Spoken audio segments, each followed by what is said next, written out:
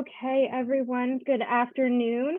Thank you so much for joining us today for our first Lunch and Learn of 2023, brought to you by the Education and Professional Development Committee. We are so excited to have Dr. Lisa Sturtevant, Chief Economist for Bright MLS, joining us today to talk about the local market. Before we get started, I have just a few announcements. First, this program is being recorded. If you wouldn't mind filling out the evaluation form that I'm going to put into the chat box at the end and also send to you via email at the end as well. We greatly appreciate your feedback, and it is helpful in developing our educational programming for the future. Our next Lunch and Learn will be February 22nd at the R-Bar office. It's going to be sponsored by Dan Williams Photography, entitled How is Your Branding? You can register through the IMS the way you did for this program. Finally, if you have any questions, please feel free to put them in the chat box and keep yourself muted during the presentation unless the presenter asks for feedback or questions. Again, thank you all for joining us today. I now have the pleasure of introducing our presenters, Dr. Lisa Sturtevant, Chief Economist for Bright MLS. Dr. Sturtevant has been involved in research on economic, demographic, and housing market issues for more than 20 years. She currently serves as Chief Economist with Bright MLS, one of the largest multiple listing services in the country, serving over 100,000 subscribers across 6 states and the District of Columbia. In her role, she leads research and forecast activities for Bright, serving as a thought leader on the housing market. Prior to her position at Bright MLS, Dr. Sturtevant was Chief Economist with Virginia Realtors. She was founder and president of LSA Planning, a housing consulting firm, and has served in other research capacities at nonprofit organizations and universities. Dr. Sturtevant completed her PhD in public policy from George Mason University and a master's degree in public policy from the University of Maryland, and a BS in mathematical economics from Wake Forest University. Thank you so much for presenting for us today. We're so excited to have you. Thanks for having me as well. I always get it, that bio goes on. I'm also a Sagittarius, in case anybody wants that piece of information. But no, in all seriousness, I'm really grateful to be with you all today and to share a little bit about what's going on in the market. I get to do a lot of really cool things as Chief Economist at Bright MLS, but really my favorite thing is to come and talk about local market conditions. I'm going to share a little bit of data and analysis on what I'm seeing in the market, but I'm really eager to hear what you all are seeing on the ground, since you all are the ones interacting every day with buyers and sellers. So might be easiest to throw questions in the chat just so that we don't end up talking over each other, but at the end we can maybe do some Q&A live if that works for folks. But for now, let me share my screen. I have a few slides here to share with you, and I'll make the slides available after the fact, so feel free to use them if any of them are helpful. But I do think that as we sort of embark on 2023, there's a lot of a lot of people wondering what's going on in the housing market, where this year is going to take us.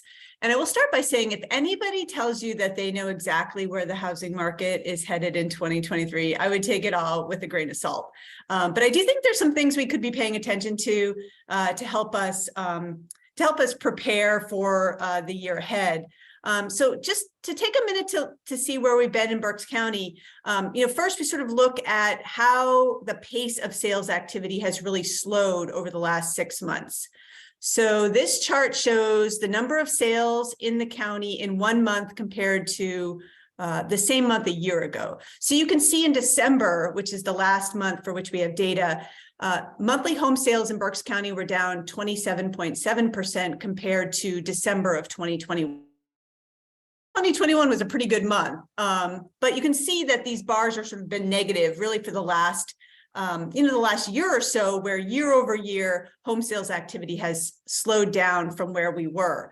And this is part of the overall sort of resetting of the housing market after 2.5 years of really a frenzied pace of home sales activity fueled by very low mortgage rates, people saving more money during the pandemic, and we're seeing a real big pullback in sales activity, mostly due to rising mortgage rates, also due to just general economic uncertainties.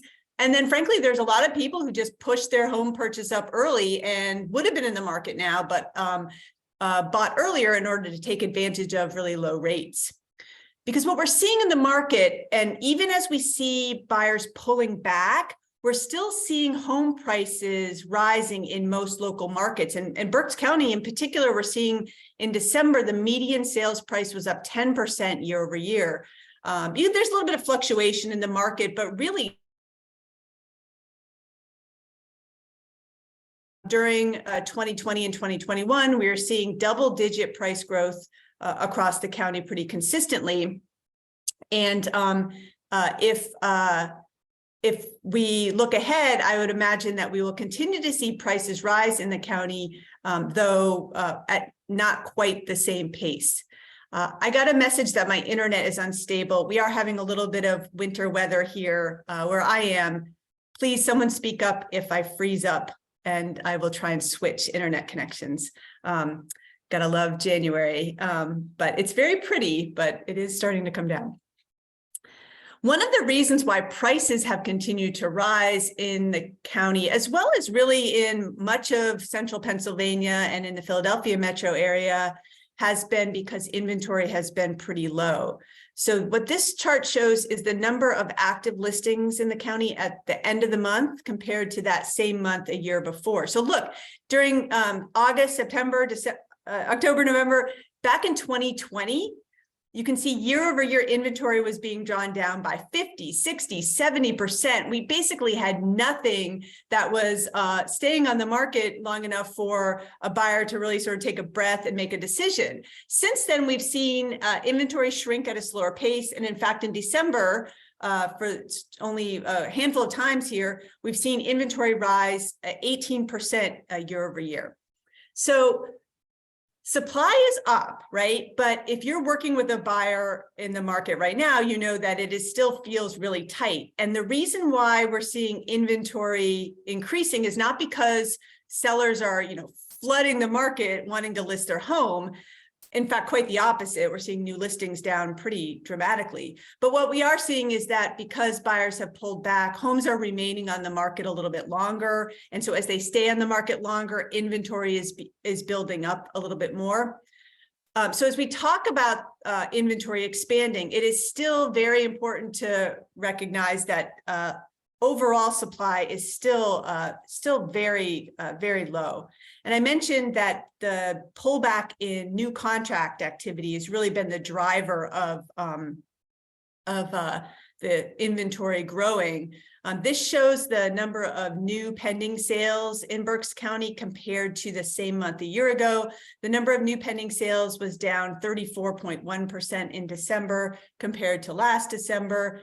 This chart's a little bit weird, right? Look at that big spike in April of 2021. That's basically because in April of 2020, everything had shut down. And so April 2021 looks pretty unique. But in general, what you're seeing a similar pattern is that really as mortgage rates have risen, as affordability has become more of a challenge, as inflation has been taking a bigger bite out of families' pocketbooks, we have seen the housing market cool. And as I mentioned, it's happening on both the buyer and the seller side. So this is one way where this kind of slowdown in the market is really very different than maybe your traditional market slowdown where buyers are typically sort of exiting, but supply is still high. In this case, we're seeing sellers exiting the market even faster in some cases than buyers. And so the number of new listings is down 27.1% compared to a year ago. There is virtually nothing coming onto the market. And one reason that homeowners are holding back from listing their home, of course, is because many people refinanced during the pandemic, are sitting on mortgage rates below 3%. And so there's very little incentive to list your home for sale when you know you're going to have to take on a mortgage where that rate is going to be double what you're at now. I think this idea of rate lock, that is existing homeowners who are sitting with very, very low mortgage rates, is going to sort of lock down inventory. Even as we move through the spring market and into the summer, there's going to be many homeowners who say, you know, it's just not the right time for me to buy a new home, even though I may want to move because I don't want to take on a mortgage with a much higher rate. And so that's really going to characterize the market going forward. And we'll talk a little bit about where we're headed, but I think even as conditions are changing, this sort of low inventory that we've been dealing with really for several years is going to be with us, I think, for at least in the near term, at least 3 to 5 years, both in Berks County and Central PA, as well as in the broader Mid-Atlantic area. We are seeing that homes are staying on the market a little bit longer. But still, by historic standards, those who are still in the market are finding it pretty fast pace. In December, the median days on market in Berks County was 9. Okay, so what that means is half of all homes went under contract in less than 9 days, half in more than 9 days. And while it's up a teeny bit, you can see that compared to where the market was back in 2019, for example, where homes were taking typically 20 or 25 days on average to sell, we're still seeing things are really tight. And this is one of the things that I think, and I'll talk about this a little bit more, is like it is more important than ever now to be paying attention to local housing market conditions, because a lot of the media reports we have about the housing market is really sort of at a very high level, at a national level. And a lot of the media stories about the housing market are being driven by markets that are seeing dramatic changes, like in Los Angeles, or places like Boise, Idaho get a lot of media play. Some California markets, other Southwest markets, Florida. These are places where there's been like sort of a dramatic turnaround in market conditions, but the Mid-Atlantic tends to be a relatively stable housing market, and understanding sort of the fact that your local market actually looks pretty different than maybe what your buyers and sellers might be hearing in some of the media reports. Again, I think it's a good time for you all to be sort of a source for that local information. And again, to the extent that the data that we summarize at Bright is helpful for you, please make sure that that we're able to direct you to the data that are most helpful. As I mentioned, though, we are seeing the market sort of contract on both sides. Both buyers and sellers have pulled back. So on the left, you can see the number of new pending sales, so homes going under contract in a given month for the last 4 years. Obviously, there's some seasonality, but the orange line is 2022.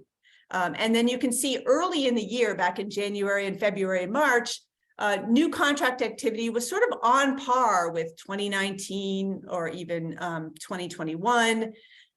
Beginning in July, we saw that the number of new contracts each month was really declining. And in fact, in December in Berks County, the lowest number of new contracts signed in December in about a decade, since 2013. So pretty significant contraction, and sort of emphasize the impact mortgage rates have had. But I really do think that when mortgage rates hit 7% in November, I think that there was a lot of people out there who, saw rates peak. They saw that the holidays were coming up, and people were just ready to put 2022 behind them. And so we've actually started to see here in January, buyer traffic start to pick up in a lot of our local markets. And I do think there were a lot of buyers who are sitting on the sidelines. We've seen a similar pattern with sellers, right? We have the number of new listings coming on in the market every month, and you can see the data for the past 4 years. Back in January, February, March, again, that orange line is 2022, and you can see we were sort of on par with 2021 levels. Beginning in the second half of the year, though, we saw new listings really dry up. I only have data back a decade for Berks County in my system right now, and I could not find a lower December new listings in the last decade. And so this is, again, why we're seeing the market shrinking. So if buyers are still in the market, they could theoretically be seeing a pretty fast-paced market because both sides have shrunk. We know that the average sold to list price ratio really drove up over 100 as multiple offers were in the market. Sellers were getting offers over list. There was a lot of competition. In the last couple of months, we've seen that average sold to list price ratio come down below 100. We've seen buyers have a little bit more leverage in terms of price, and we've seen that sellers maybe in some cases have been overshooting, setting their list price too high for current market conditions and having to pull that back. And so I mentioned the fact that inventory has been rising a little bit, but gosh, if you look at months of supply on the left-hand side, the orange line again is 2022, and we have, still under 1 month of supply in Berks County. Your market is really among one of the tightest markets across the Mid-Atlantic, being situated sort of in between Philadelphia and some of the more rural central Pennsylvania markets. There's continued to be very low inventory. And while we typically think of maybe 4 to 5 months of supply being the sign of like a balanced housing market, we really haven't been close to that in a really long time. And while there has been a little bit of improvement, it's still very low. And as I mentioned, median days on market has been started to tick up a little bit. But if you compare where we were to 2020 or 2019, it's still a really fast market. All that is to say, we've been hearing about the market slowing, but there are some measures that suggest that there is some transition in the market. And one thing we like to look at is things that can help us kind of looking ahead. And oops, sorry about that. And so we have, oh goodness, my gracious, I'm getting ahead of myself here. We have data from Bright's home demand index, which allows us to take a little bit of a forward look. So the home demand index provides information at both the county as well as the zip code level on activities that sort of happen before an offer is made. So before that pending sales data, we have data on showings and data on agent views of properties, public views of properties, that sort of pre-sales activity, which really does suggest that relative to a more typical market like 2019, market conditions are very slow.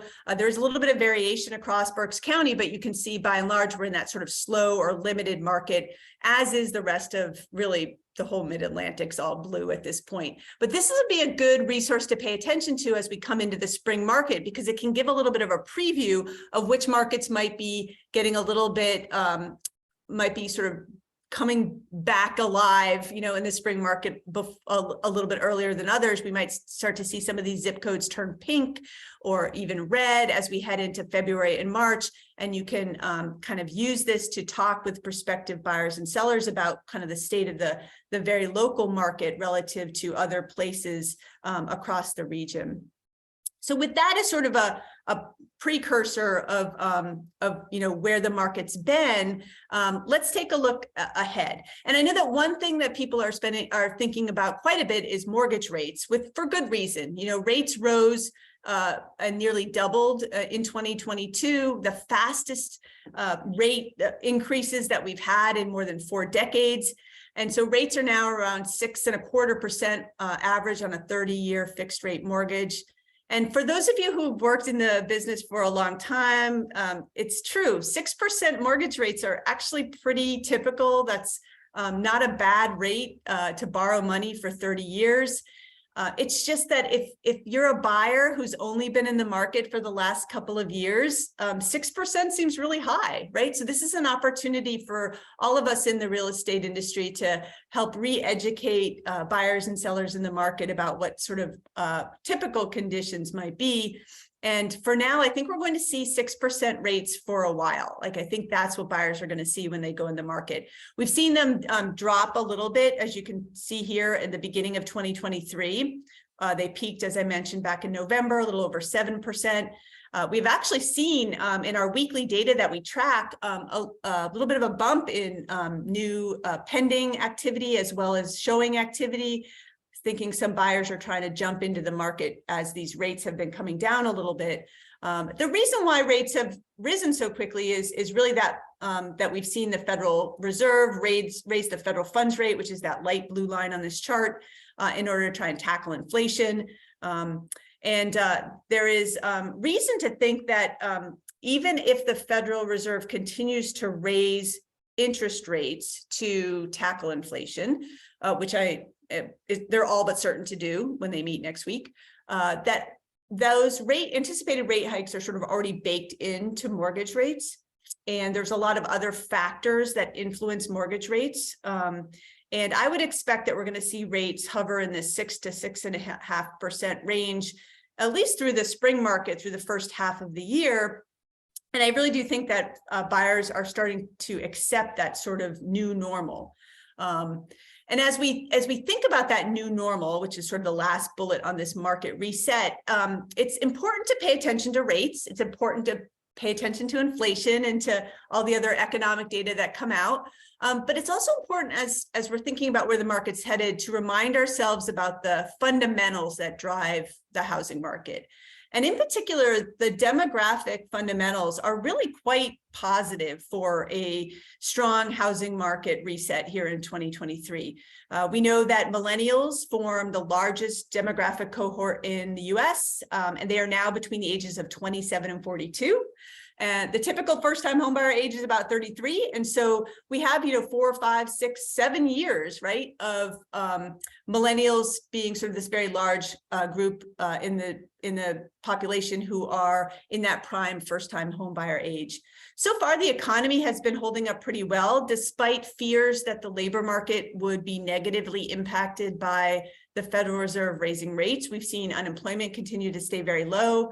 Aside from some high-profile tech layoffs, we've seen the employment market stay pretty stable, with the economy continuing to add jobs. So that is all good moving forward. There's a sense that even if we do see the economy slow as a result of the Fed's rate hikes, that it'll be a very modest recession and a very shallow and short is what people are saying.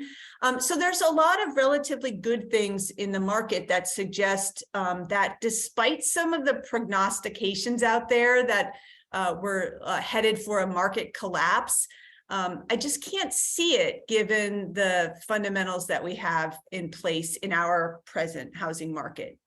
There are some risks. Affordability is a big risk. There are some, and I'll talk and that may be true in some of our local markets. It's also true in some of the higher cost markets on the West Coast. Some of the Zoom towns, those are those places where there was a really big surge in buyer interest during the pandemic, but now that demand has contracted, and so we're seeing prices sort of come down in those places. We're watching inventory and new construction. And then there is this, sort of looming challenge related to inequality, meaning that, people who currently own a home have seen the equity in those houses grow at a record pace over the last 2 years. So if you're a repeat buyer, you're in a pretty good position to roll over a lot of equity into the purchase of a new home. Kind of takes the bite out of having to sign up for a mortgage with a 6% rate when you can, in essence, buy down some of that rate by putting a bigger down payment down. First-time home buyers, though, have found the market increasingly challenging over the last couple of years. And unfortunately, I don't think that's going to get a lot easier because inventory is going to stay low. Prices aren't going to fall. And in fact, we'll talk about where prices are headed in a minute.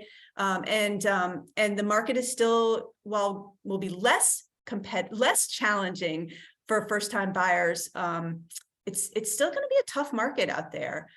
So as we look ahead, we do a formal housing market outlook that comes out in November. So you can see, if you look at the last columns, this sort of shows, where home sales are projected to be in 2023 compared to 2022. So in our market, the Bright MLS market, we're looking at the number of transactions to be down in 2023 compared to 2022. and a little down less though than maybe some other markets. And a lot of that has to do with the fact that there are still buyers who are priced out of the market, the fact that affordability is still a challenge for many buyers. But there's also this really important thing to remember, that we had a surge of home buyer activity in 2020 and 2021. And so many of these purchases that would have taken place this year have already happened. And so we're sort of resetting. It's like a pendulum, right? We went really far this way. We need to come back a little bit before we start to settle in to more typical pace of home sales activity.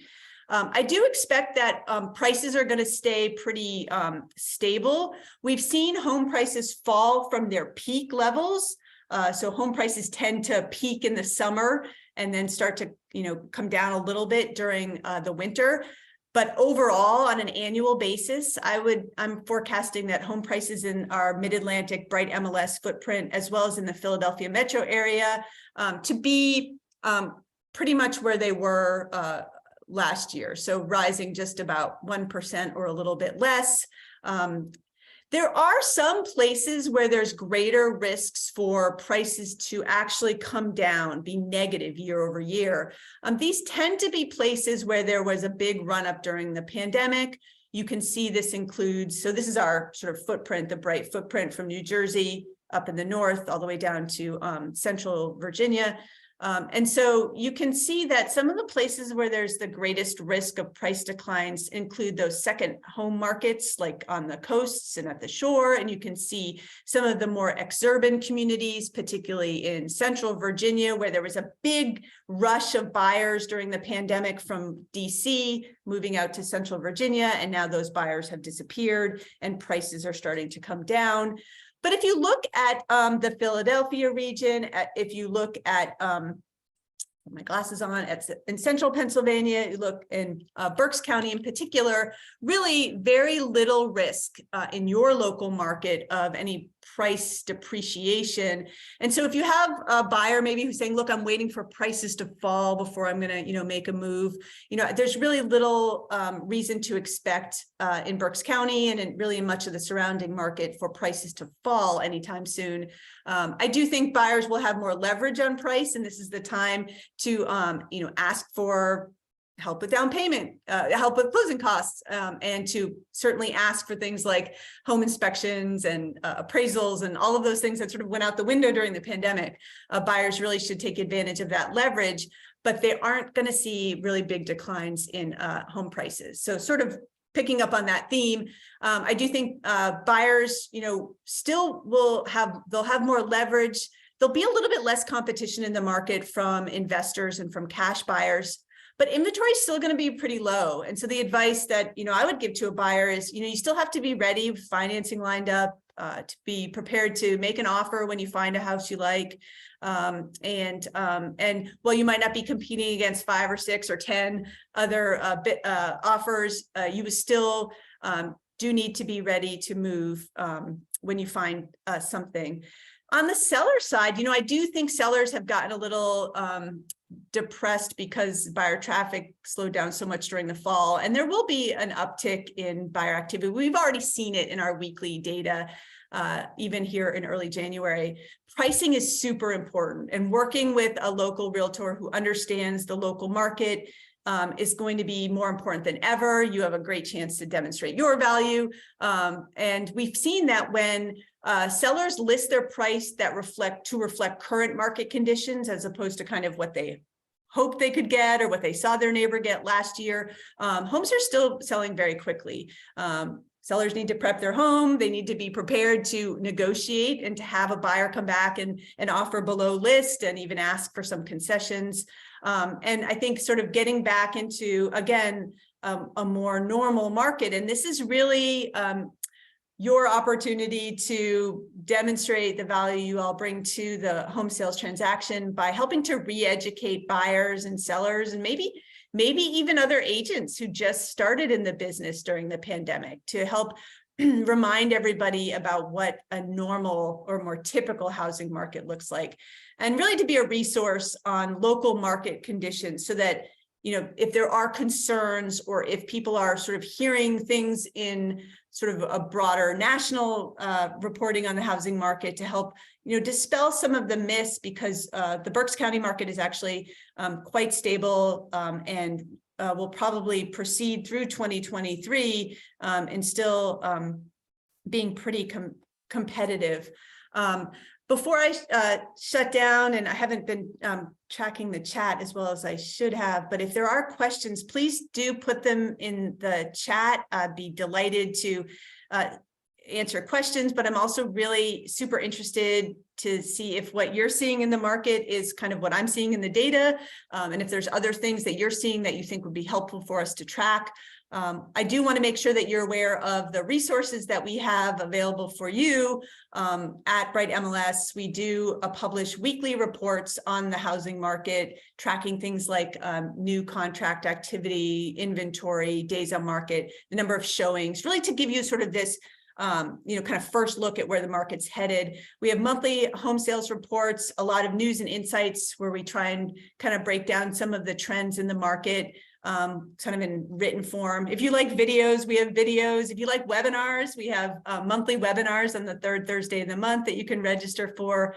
And then there's the link to that Bright T3 home demand index I mentioned, which allows you to drill down to the zip code level to look at some sort of pre-sales activity to help you kind of look ahead. I've seen realtors use the home demand index kind of when they're sitting down in a listing presentation to kind of walk through their sellers about where the market is relative to other local markets. And as always, if you don't have questions now, you can always email me. My contact information is down below. Please don't hesitate to reach out if you do have any questions. I'm going to turn it back over. I just wanted to thank you all for the chance to be with you today. And as I mentioned, if you do have questions now, I'm happy to take them. We're a pretty small group. If you don't want to chat the question, I think we can unmute and ask questions. But again, just really appreciate the chance to be with you all today. So much for being here. Does anybody have any questions? Go ahead, you can unmute and go ahead and ask your questions. We'll be on here for a little bit and answer anything you have, or you can also put it in the chat as well. I know I threw a lot of information at you, so if it's like stuff you're mulling over later on, and you wake up in the middle of the night and you have a question, like I said, don't hesitate. Don't feel like you have to email me in the middle of the night, but you can always send a question after the fact if something occurs to you.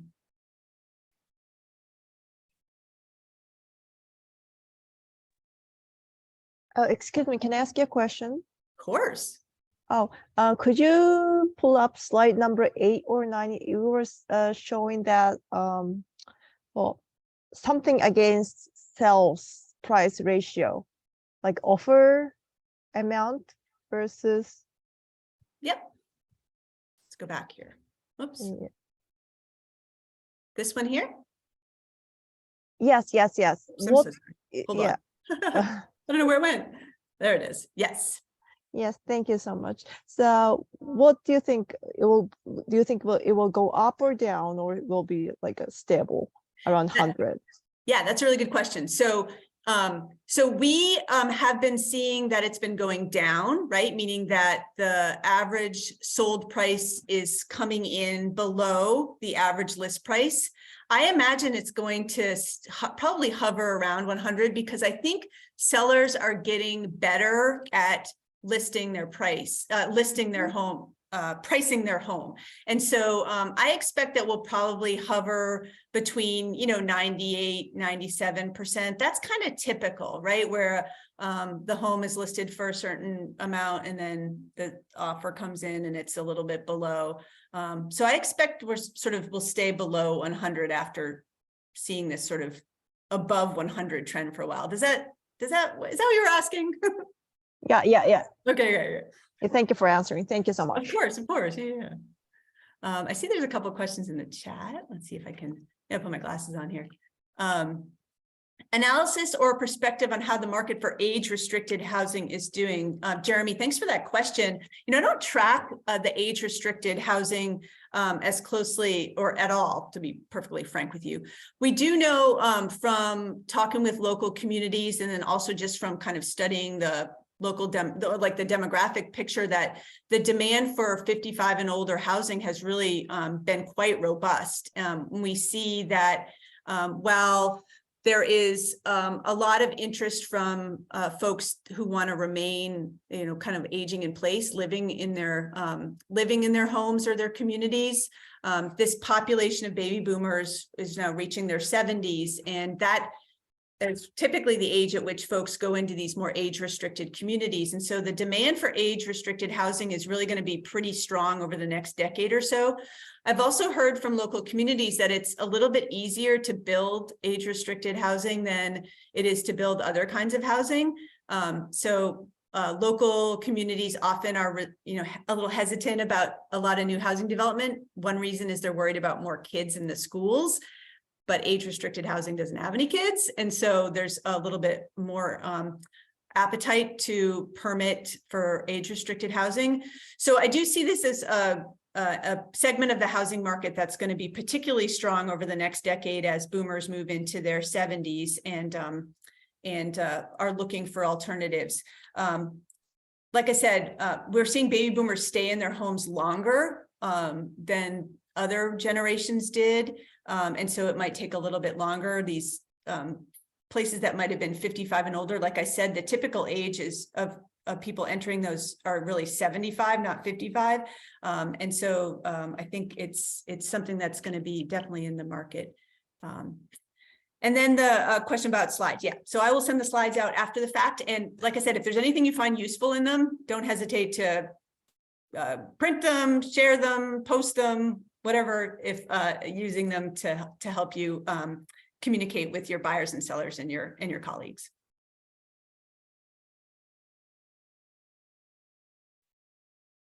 And the sleet is coming down on my roof. I don't know if it's snowing where you guys are yet, but it is becoming a winter wonderland out there here.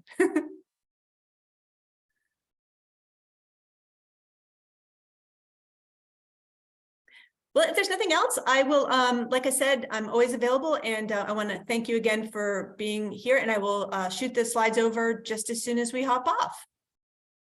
Thank you again for being here. Thank you, everybody. And yeah, this was a great presentation. Thank you so much for joining us today. Thank you. Have a great day, you guys. Thank you.